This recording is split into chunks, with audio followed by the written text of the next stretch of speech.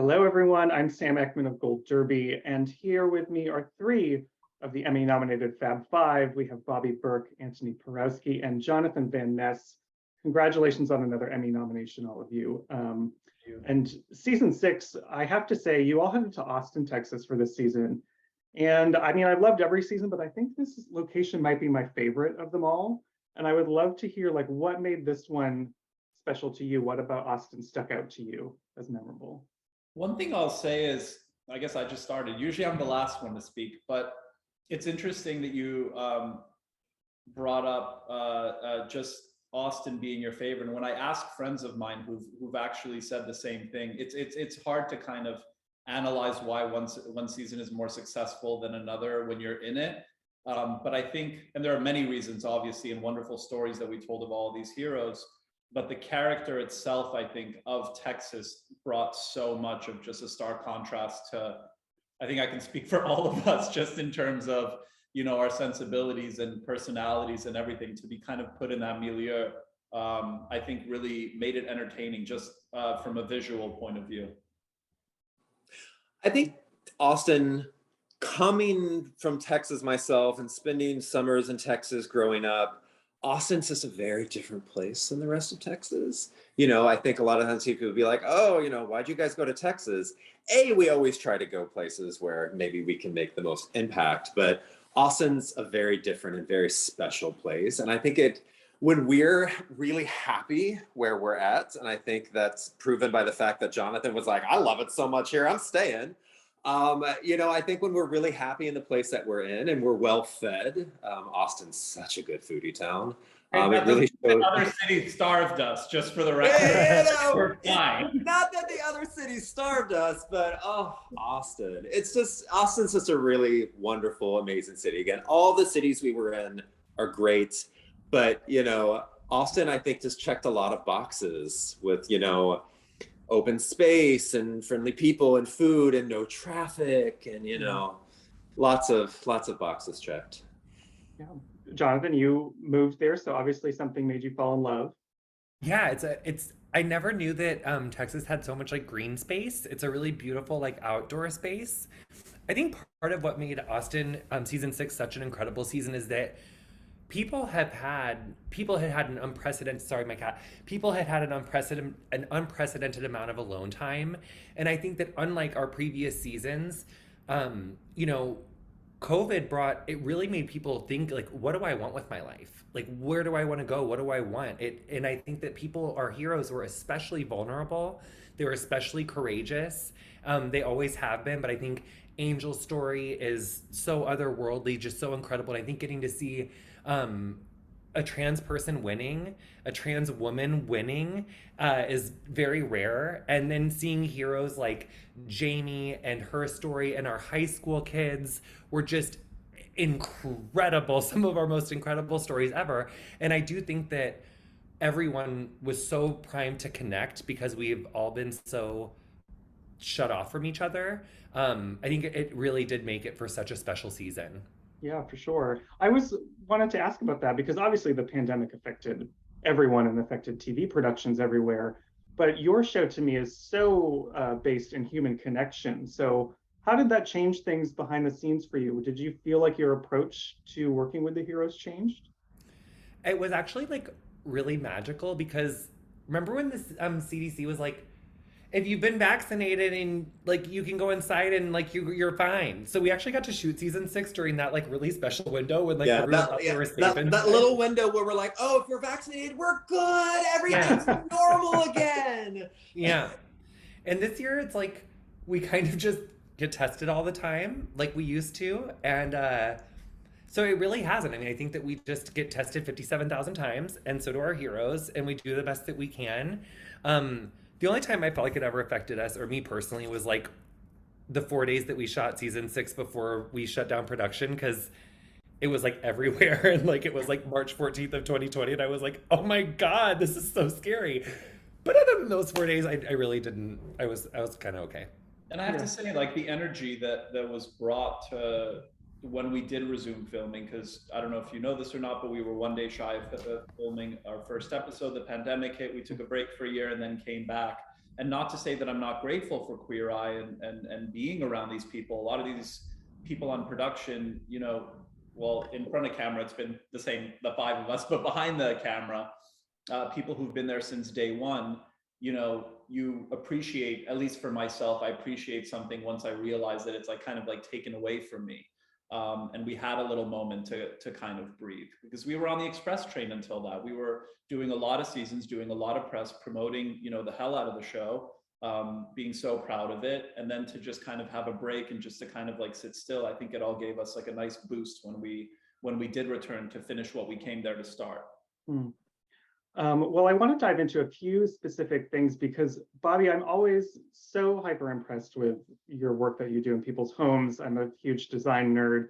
But what was your reaction kind of in the No More Bull episode when our dear rancher, you like walk in and he has this space that's like, it's not just a matter of changing the layout or upping a design factor. It's like this person fully needs a new home. What was that walking into? I'm so glad you elaborated on what the episode was, because when you call it by the name of the episode, like we don't ever call it that when we're filming. So I'm like, God, no more bull, no more bull. Which one was that? And I'm like, oh, the rancher. Okay, that makes sense. Sorry, what was my reaction when we walked into that container of a?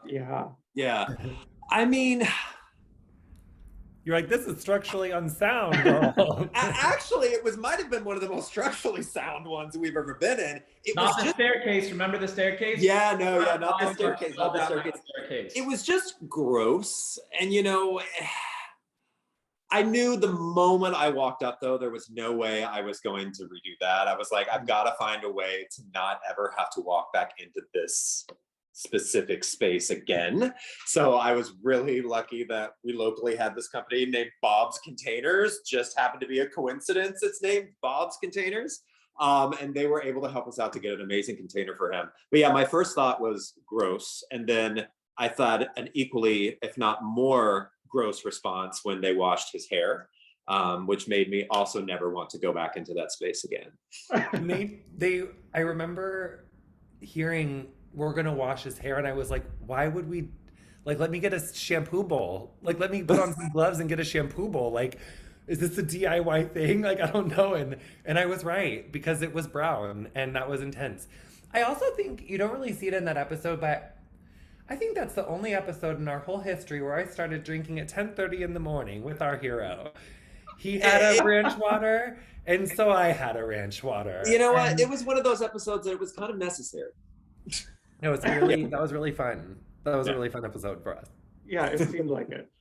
Jonathan, you also mentioned Angel, and I would love to talk about her because I cry in most of your episodes, but that one really hit me. And Jonathan, you especially have an amazing moment with her in your chair. And when you were talking about maybe this is het world that was selfish for making you conform. And the whole episode really has so many great moments of you all kind of being able to pass on like a queer joy and queer experience to her. What was that moment like for you? I think all of us have a very special bond with Angel. She's been my trainer since that episode, and I get to see her when I'm in Texas a lot. And it was very cathartic for me because she was at an age that for myself personally, I went through a lot of like my biggest trauma. And so I felt like I got to say a lot of the things to her that I wish I could have said to myself when I was making like such self-destructive choices.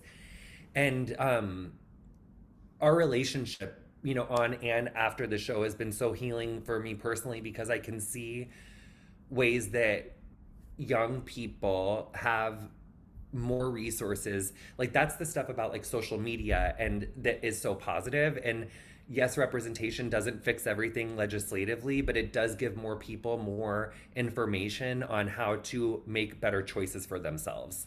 Mm-hmm. And Angel's been able to, against so many odds and against so much transmisogyny and transphobia, and in a geographical space that doesn't honor her humanity, she's been able to find her humanity and make a life for herself that is beautiful, and she's loved, and she has this incredible partner, and her family has surrounded her in love. And that's the kind of paradigm of trans joy that like I want to see and be a part of and celebrate more often. And so that's just really cool. And I love her so much. I will say, when she's standing over me telling me to keep going, I don't say that. I don't say I love her so much because then she'll be like, come on, push. And I'm like, ah. So she does really push me in the gym. I will say that. Sister, like, I'm like, I'm going to throw up. And she's like, it's meant to burn. And I'm like, okay, well, all right. But yeah, That I love her so visual much. She's incredible. of like a natal unit and a pregnancy happening in the OBGYN being like, It sounds like that It in my did. garage. Like Yep. people will like walk by and they're like, is there a crime happening? Like she really is pushing. And Antoni, you get to really help her and her mom connect over the Olympia dish.